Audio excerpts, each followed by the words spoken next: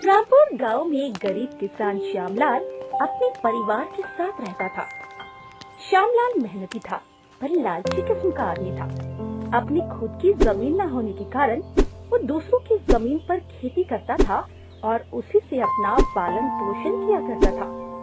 एक बार गांव में भयंकर अकाल पड़ता है और किसानों की तरह श्यामलाल भी बेरोजगार हो जाता है। एक दिन वो अपनी पत्नी से बोलता है, भगवान, मुझे लगता है कि अब मुझे कुछ और काम करना चाहिए, क्योंकि जब से अकल पड़ा है तब से खेती का काम मिलना ही बंद हो गया है।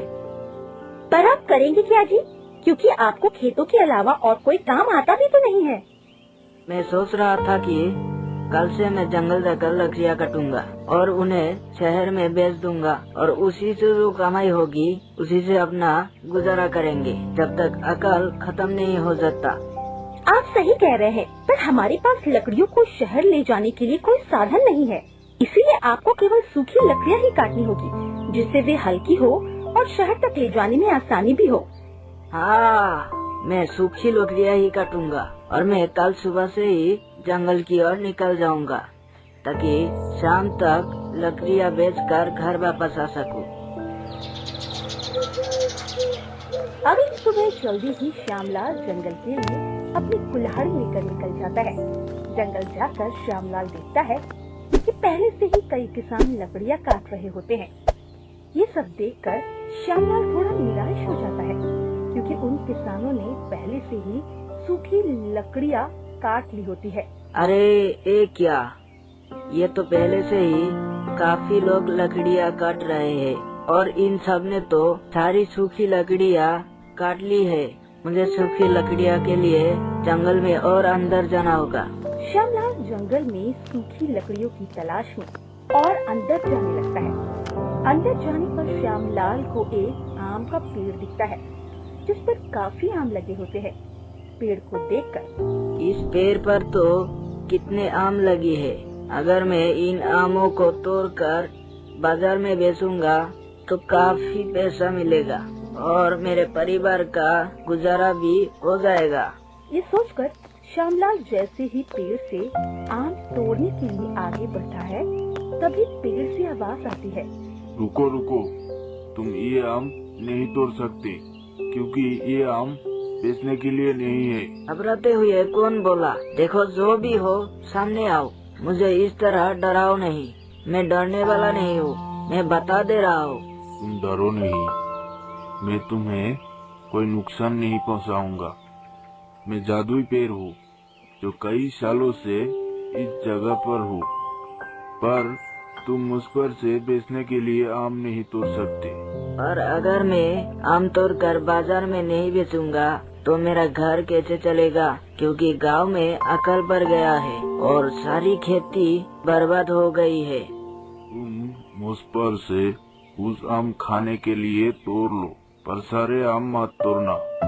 सारे आम तोड़ते ही मैं सूख जाऊंगा, फिर मैं यहाँ गड़े खजाने की रक्षा नहीं कर। उसके बाद श्यामलाल एक टोकरी भर के आम तोड़ लेता है और घर ले जाता है। घर में इतने सारे आम देखकर उसकी पत्नी बहुत खुश होती है और उससे इन आमों के बारे में पूछती है। अरे, इतने सारे आम आप कहाँ से ले आए? लकड़ियाँ बेचकर मिले सारे पैसों से आम ही ले आए क्या? अरे नहीं नहीं भगवान, ये सारी आम में लकड़ियाँ बेचकर नहीं लाया, बल्कि ये तो उस बोलने वाले पेड़ ने मुझे दी है। क्या? बोलने वाला पेड़? आपका दिमाग तो ठीक है ना जी? कैसी बातें कर रहे हैं?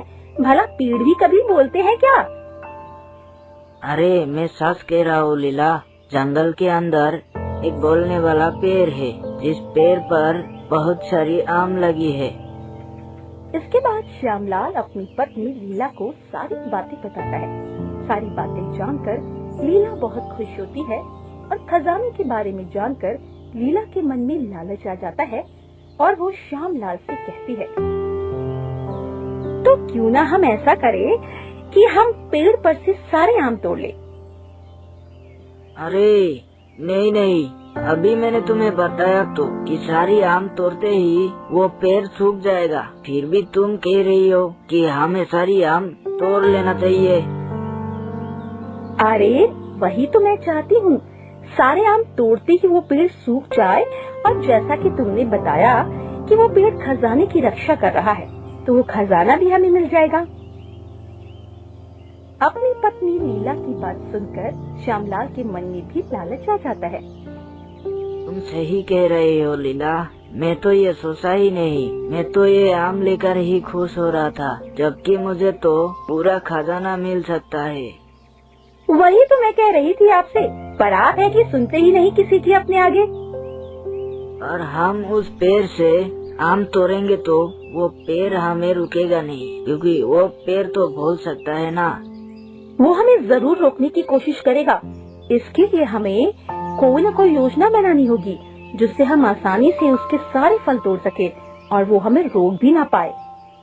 तुम सही कह रही हो, हमें कुछ योजना सोचनी होगी। लेकिन अब मैं सोने जा रहा हूँ, क्योंकि मैं काफी थक गया हूँ। कल सुबह सोचेंगे कि आगे क्या करना है। उस रात दोनों पति पत्नी आम खाकर सो जाते हैं। अगली सुबह दोनों जल्दी उठ जाते हैं और लीला अपने पति से कहती है, सुनिए जी, मेरे दिमाग में एक बहुत ही अच्छी तरकीब आई है, जिससे हम उस पेड़ के सारे आम उसी की नजरों के सामने तोड़ सकते हैं और वो कुछ भी नहीं कर पाएगा। जल्दी बताओ भगवान, अब और सब्र नहीं होता। मैं बस जल्द से जल्द उस खजाने को पाना चाहता हूँ। आप आज फिर जाइए उस पेड़ के पास और किसी तरह पता करिए, क्या वो पेड़ अपनी शाखाओं को हिला सकता है या सिर्फ बोल ही सकता है। मैं समझ गया भगवान, तुम क्या कहना चाहती हो। अगर वो पेड़ अपनी शाखाओं को नहीं हिला सकता होगा, तो हम आसानी से उसकी आँखों के सामने से सारे आम तोड़ सकते हैं। फिर आप देर मत करिए, जल्दी जाइए अपनी कुल्हाड़ी लेकर। जल्दी आइएगा, ताकि हम आज ही चलकर उस खजाने को निकाल ले। मैं अभी जाता हूँ, बस तुम अंदर से कुल्हाड़ी लेकर आओ और बिल्कुल भी चिंता मत करो। लीला अंदर से कुल्हाड़ी लाकर श्यामलाल को दे देती है और श्यामलाल कुल्हाड़ी लेकर जंगल की तरफ निकल जाता है और जल्द ही उस पेड़ के पास पहुंच जाता है। उस पेड़ के पास पहुंचकर श्यामलाल पेड़ से कहता है, पेड़, मुझे कुछ और आमों की जरूरत है। कल मैं जो आम लेकर गया था, उन्हें मैंने गरीब किसानों में बांट दिया, इसीलिए मुझे कुछ और आमों की जरूरत है। ये तो तुमने बहुत ही अच्छा काम किया, जो आमों को गरीबों में बांट दिया। तुम और जितना चाहो उतना आम तोड़ कर ले जा सकते हो। अपनी तरकीब काम होते हुए देख श्यामलाल मन ही मन काफी खुश हो रहा होता है। क्या हुआ श्यामलाल, क्या सोच रहे हो? आओ तोड़ लो, आम जितना चाहिए तोड़ लो। मैं आम नहीं तोड़ सकता, क्योंकि मैं कल जब घर जा रहा था तो रास्ते में एक पत्थर से टकरा कर गिर गया था और मेरे पैरों में चोट लग गई थी, जिस वजह से मैं पेड़ पर नहीं चढ़ पाऊंगा। अब ऐसा करिए कि पेड़ पर से फल गिरा दीजिए, मैं उठा लूंगा। ये माफ करना श्यामलाल, पर मैं अपनी शाखाओं को हिला नहीं सकता। मैं आम पेड़ की तरह ही हूँ, बस मैं बोल सकता हूँ। ये तो बहुत अच्छी बात है, मेरी तरकीब काम कर गई। अभी मैं अपनी पत्नी को बुला कर लाता हूँ और हम दोनों मिलकर सारी आम तोड़ लेंगे। फिर ये पेड़ भी सूख जाएगा और सारा खजाना भी मेरा हो जाएगा। क्या सोच रहे हो तुम श्यामलाल? मैं सोच रहा था कि अब मैं पेड़ से आम तोड़ नहीं पाऊंगा, इसीलिए मैं अपनी पत्नी को बुला कर लाता हूँ। वो मेरी मदद करेगी पेड़ से आम तोड़ने में। मैं यूँ गया और यूँ आया। श्यामलाल वहाँ से भागते हुए तुरंत ही अपने घर आता है। इधर घर पर लीला श्यामलाल का ही इंतजार कर रही होती है। हमारा अंदाजा सही निकला, वो पेड़ हिल नहीं सकता। जल्दी चलो और अपने साथ खुदाई का सामान भी ले लेना, ताकि उस पेड़ के सूखते ही हम वो खजाना निकाल सके। मैं अभी सारा सामान लेकर आती हूँ, हम जल्दी अमीर होने वाले हैं। गड्ढा खोदने के लिए सामान लेकर लीला और श्यामलाल जंगल की ओर चल देते हैं और जल्द ही दोनों उस पेड़ के नीचे पहुंच जाते हैं। पेड़ श्यामलाल और लीला को देखकर श्यामलाल से कहता है, अरे श्यामलाल, तुम्हें तो टोकरी लेकर आनी चाहिए थी। तुम यहाँ फावड़ा लेकर क्यों आए हो? क्योंकि हम यहाँ आम तोड़ने नहीं बल्कि यहाँ गड़े उस खजाने को निकालने आए हैं जिसकी तुम रक्षा करते हो। हम अभी सारे आम तोड़ लेंगे और वो खजाना निकाल लेंगे। ये बात सुनकर पेड़ जोर जोर से हंसने लगता है। तो तुम खजाने के लिए यहाँ आए हो और तुम्हें लगता है कि तुम मेरे सारे आम तोड़कर मुझे सुखा दोगे और खजाना निकाल लोगे? हाँ बिल्कुल, हम खजाना निकाल लेंगे और उनके मिलने से हम बहुत अमीर आदमी बन जाएंगे।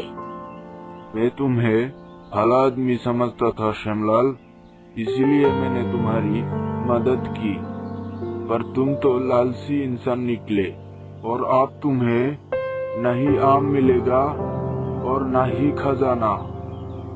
इतना कहकर वो पेड़ वहाँ से गायब हो जाता है। पेड़ को गायब होता देख लीला और श्यामलाल दोनों ही दंग रह जाते हैं।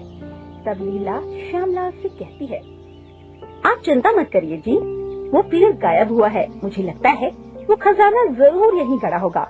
हमें बस थोड़ी देर खुदाई करनी है। मुझे नहीं लगता है कि वो खजाना यहाँ होगा, फिर भी तुम कह रही हो तो मैं थोड़ी दूर खुदाई करके देखता हूँ। उसके बाद श्यामलाल और लीला दोनों मिलकर वहाँ काफी देर तक खुदाई करते हैं, पर उन्हें कुछ नहीं मिलता। बाद में दोनों उदास होकर अपने घर वापस चले जाते हैं। इस तरह श्यामलाल और लीला खजाने के लालच के चक्कर में आम से भी हाथ धो बैठे, जो कि इस अकाल में उनके पालन पोषण का एकमात्र जरिया था। इसीलिए हमें कभी भी लालच नहीं करनी चाहिए और ऊपर वाला जितना दे दोस्तों उतने में ही खुश रहना चाहिए, नहीं तो हमारा हाल भी श्यामलाल